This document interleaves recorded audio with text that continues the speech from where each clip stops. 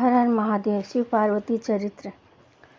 सूत जी बोले, हे ऋषियों, ब्रह्मा जी के ये वचन सुनकर नारद जी पुनः पूछने लगे, हे ब्रह्मा जी, मैं सती और शंकर जी के परम पवित्र दिव्य चरित्र को पुनः सुनना चाहता हूँ कि सती की उत्पत्ति कैसे हुई, महादेव जी का मन विवाह करने के लिए कैसे तैयार हुआ, दस से नाराज होकर देवी सती ने अपनी देह को कैसे त्याग दिया, फिर कैसे हिमांचल की पुत्री पार्वती के रूप में जन्म लिया, उनके तप, विवाह, कामनाश आदि की सभी कथाएं मुझे सविस्तार पूर्वक सुनाने की कृपा करें।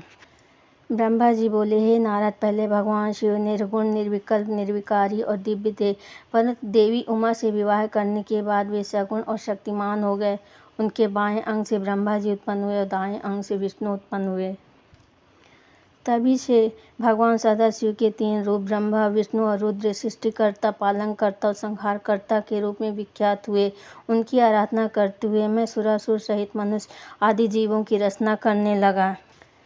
मैंने सभी जातियों का निर्माण किया। मैंने ही मारीच, अत्रि, पुलह, पुलस्त, अगिरा, कृतु, वशिष्ठ, नारद, दक्ष और भृगु की उत्पत्ति की है। ये मेरे मानस पुत्र कहलाए। तत्पश्चात मेरे मन में माया का मोह उत्पन्न होने लगा था। मेरे हृदय से अत्यंत मनोहारी और सुंदर रूप वाली नारी प्रकट हुई। उसका नाम संध्या था। वह दिन में क्षीण होती थी, परंतु रात में उसका सौंदर्य और निखर जाता था। वह सायं संध्या ही थी। संध्या निरंतर मंत्र का जाप करती थी। उसके सौंदर्य से ऋषि मुनियों का मन भी भ्रमित हो जाता था। इसी प्रकार मेरे मन में एक मनोहर रूप वाला पुरुष भी प्रकट हुआ। वह अत्यंत सुंदर और अद्भुत रूप वाला था। उसके शरीर का मध्य भाग पतला था। वह काले बालों से युक्त था। उसके दांत सफ़ेद और मोतियों से चमक रहे थे। उसके श्वास से सुगंध निकल रही थी। उसकी चाल मदमस्त हाथी के समान थी। उसकी आंखें कमल के समान थी। उसके अंगों में लगे केसर की सुगंध नासिका को तृप्त कर रही थी। तभी उस रूपवान पुरुष ने विनय पूर्वक अपने सिर को मुझ ब्रह्मा के सामने झुकाकर मुझे प्रणाम किया और मेरी बहुत स्तुति की। वह पुरुष बोला, ब्रह्मा, आप अत्यंत शक्तिशाली हैं। आपने ही मेरी उत्पत्ति की है। प्रभु, मुझ पर कृपा करें और मेरे योग्य काम मुझे बताइए, ताकि मैं आपकी आज्ञा से उस कार्य को पूरा कर सकूं।